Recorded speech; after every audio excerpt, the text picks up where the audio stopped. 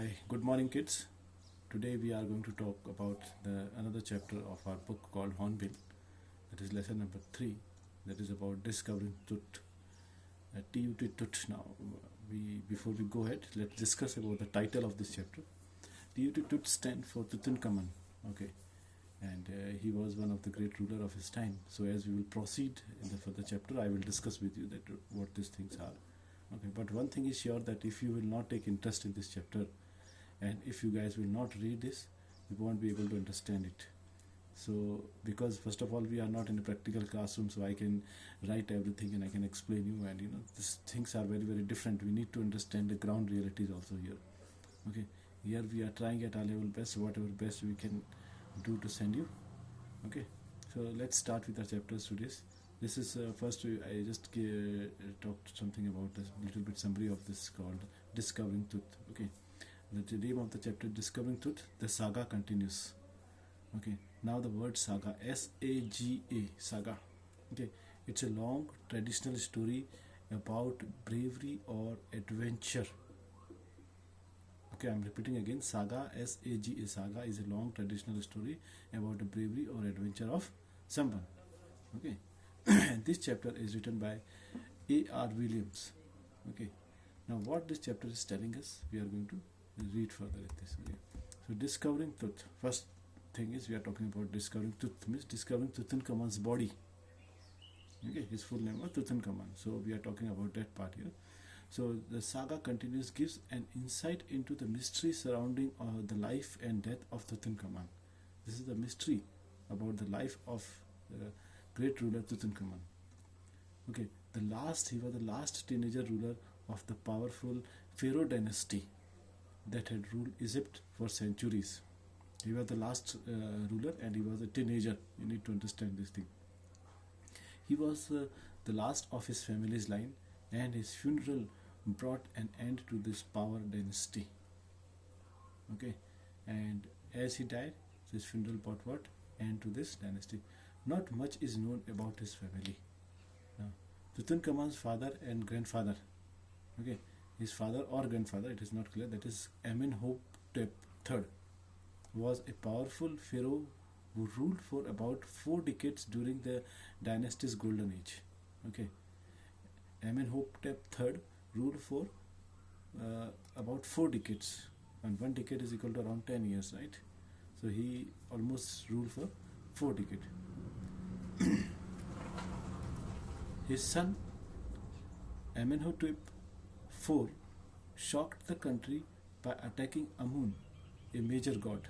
A-M-U-N. Amun is an Egyptian god.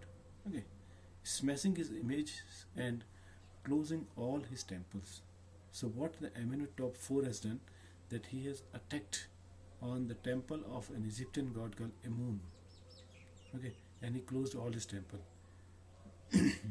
He changed his name to Akhenaten and promoted the worship of Aten, or the sun disk. And what is Aten? A-T-E-N. Aten is a sun god we are talking about.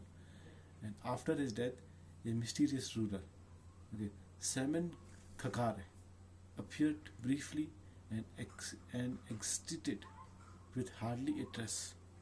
When Tut took over, he changed his name from Tutankhamun to Tutankhamun and restored the old ways. Okay. However, Tut ruled for 9 years and then died mysteriously and unexpectedly. Now, in order to unravel, U-N-R-A-V-L, in order to unravel means to find the mystery of his death, King Tut's mummies was scanned after 1,000 years. His bodies were scanned to find it out that how he died, thus opening the new perceptions regarding the cause of his death. In 1922, his tomb was discovered by Howard Carter. Okay, Howard Carter is a researcher. Okay, he found his tomb. He discovered it. Okay, and who used all kind of means to remove Tut's mummy from the coffin.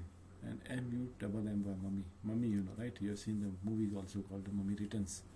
Okay, So these are the dead bodies which they preserve it by applying some oil and special chemical on it for a long period of time. They are called mummies. So to remove the Tut's mummy from the coffin, the ritual had hardened. It was hard actually, thereby cementing Tut to the bottom of his solid gold coffin. Okay. Carter finally had to chisel the mummies away, having no other option. Every major joint was served.